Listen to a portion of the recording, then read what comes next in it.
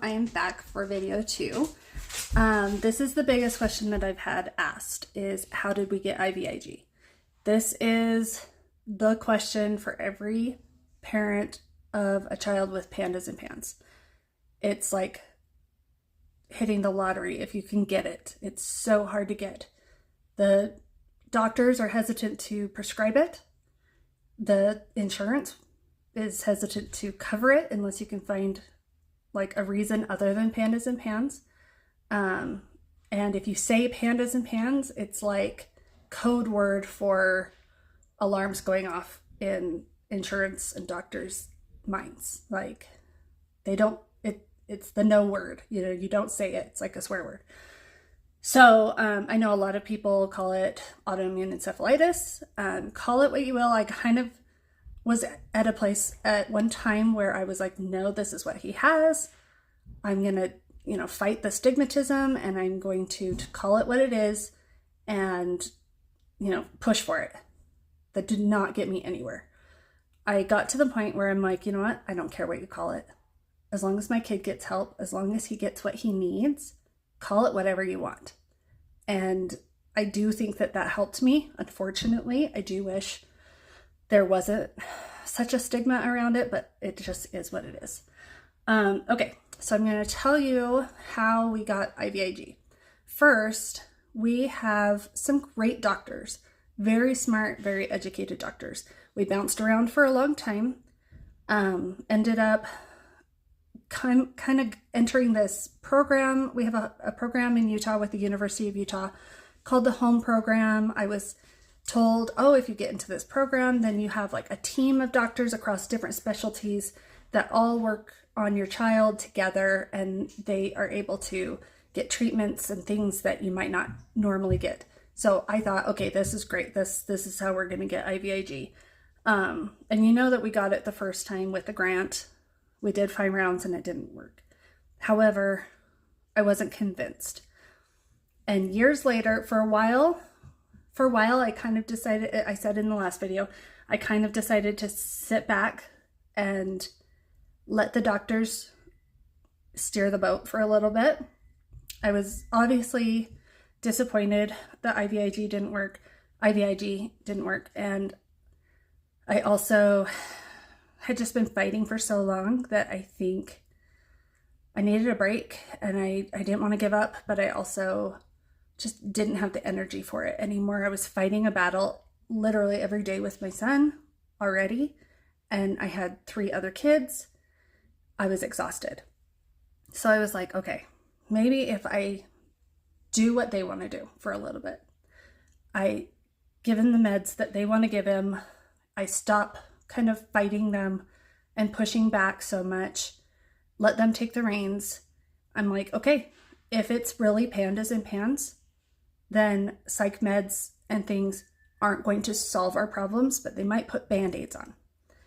It's not getting to the root problem. However, some of them did make daily life a little bit easier. So I'm completely for psych meds. Jace is still taking psych meds. I do think that they have their benefits. I know a lot of people are holistic and don't like the idea of taking medications like that.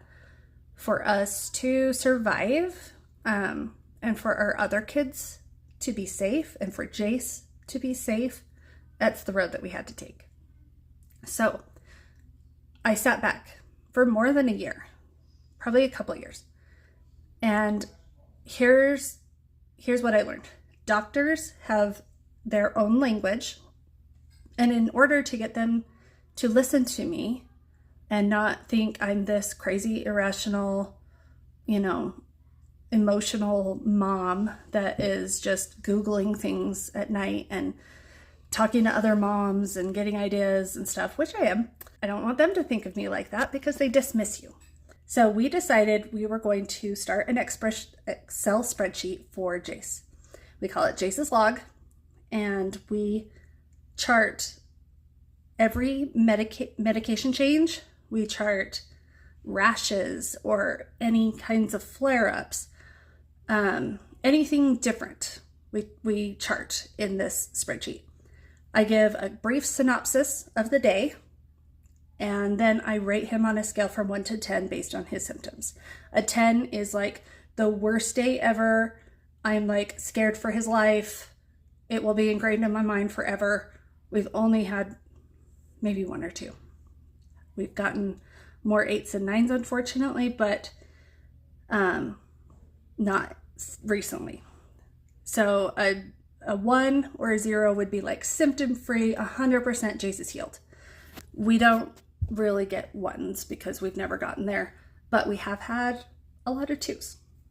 So I'm going to show you what we do.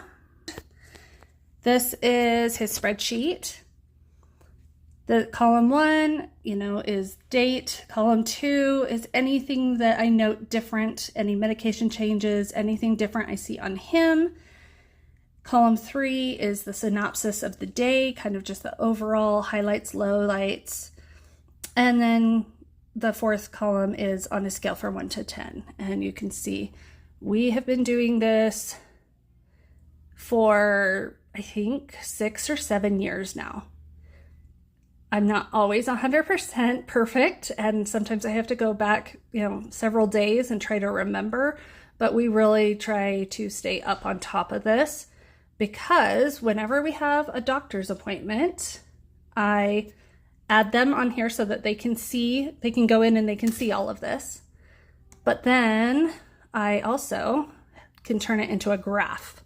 This is the quick overview of what we're seeing. This is Jace's last 12 months. You can see that his highs, like his really worst day was a 9. Most worst days are closer to an 8. But on average, he's really much lower. But this is his last 7 years altogether. This is where I decided I needed to go back and fight for IVIG again. This chunk of time right here, if you can see it, is where we did IVIG the first time. And you can see that there was, and it was after we did the IVIG. So if it doesn't happen while you're doing the treatments right away, it doesn't mean it's not working. We did IVIG treatments, and then when we stopped, suddenly, we get this big dip. And then he got strep in the fall here, and we went right back up. I think this is like summer. Summers are always a little bit easier, less cold and flu season. This right here is where we started IVIG again. And you can see, goes right down. This time we saw effects almost immediately, like within the first 2 months. And we have still had some rough days. And those are usually explainable by illnesses in the family, illnesses with Jace, strep, all kinds of things like that. So what I did, I'm back. So what I did to get him the IVIG is first I did this and I started tracking everything. The next thing I did is I would print off the graph at the end of each year, and I started like marking with a highlighter like anything that was like a known diagnosed strep infection, ear infection, whatever. And they perfectly lined up with all of his higher ratings. That was the data that doctors were like, oh, I see what you're talking about, because they don't see Jace on a daily basis. Sorry, I need to let my dog out. They don't see Jace on a daily basis like I do. So this was showing them what I'm seeing on a daily basis. This plus we started, because of some of the meds that he's on, they required blood work on a regular basis. This actually helped us get IVIG. This was kind of the thing that got us that, is I started looking at his blood work. With our hospital, I have an app, so I have access to all of his results, all of his blood work results. That was key. doctors will sometimes look at the blood results, and even if it's low, something's low, like his IgG is low or this or low, but if it's within, like close to being in the normal range, they dismiss it. Insurance won't dismiss that. This is how I got IVIG for Jace. I kept track of anything that was in the low range or the high range with screenshots and all kinds of things.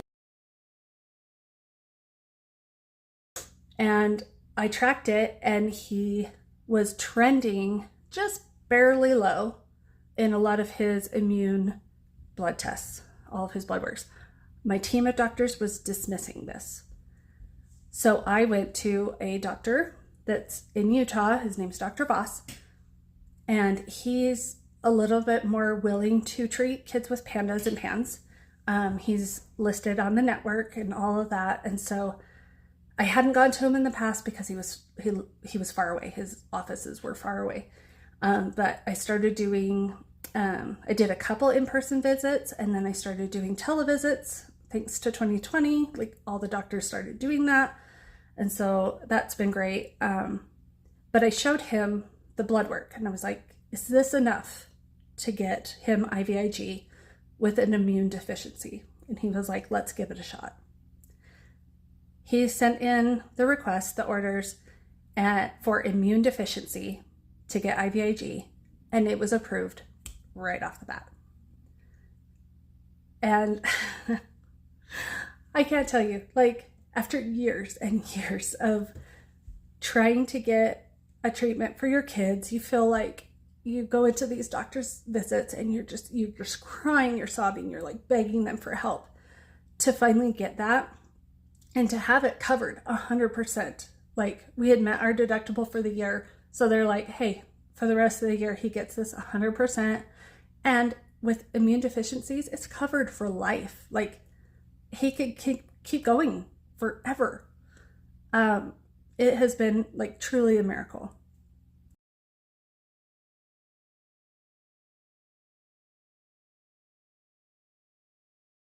So we started IVIG within 6 weeks. We were seeing improvements. He was talking more, he was communicating better. We were having less meltdowns, less aggression. And the meds had helped with the aggression, but it was still there. This literally wiped it out. Like, I can't remember the last time that he was aggressive with somebody, and that right there was the reason we couldn't go out. We couldn't do things as a family. We couldn't go on vacation. We couldn't go to the park. I was so worried he was going to hurt somebody.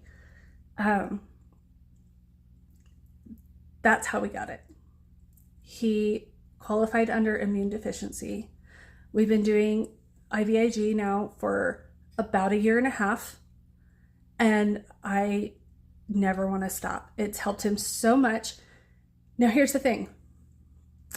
Some of the doctors still think that he doesn't have PANS and PANDAS. I still think he has PANS. However, I don't care what they call it. They say, okay, well, if he was getting sick all the time, then maybe he was just having, reactions to being sick because he was feeling bad all the time. And because he is on the spectrum, it showed in behavior. I don't care. I just don't care anymore. As long as he is doing better, I don't care what you call it, whether it's an immune deficiency or if it's truly PANS, I don't care. He is in such a better place and he's doing so much better. Our family is healthier mentally, physically. We're doing so much better.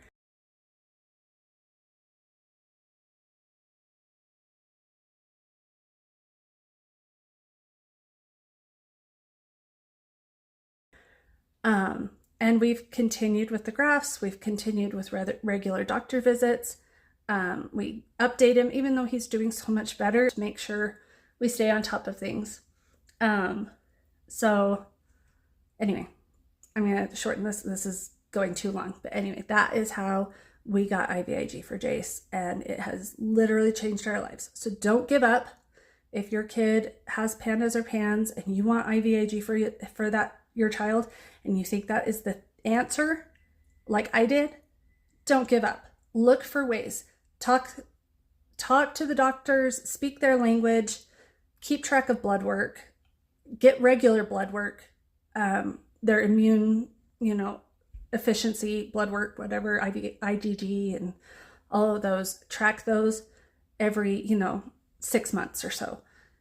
And then keep track of it all, and maybe you will find something that will get it covered and you'll get lucky like us. So hang in there.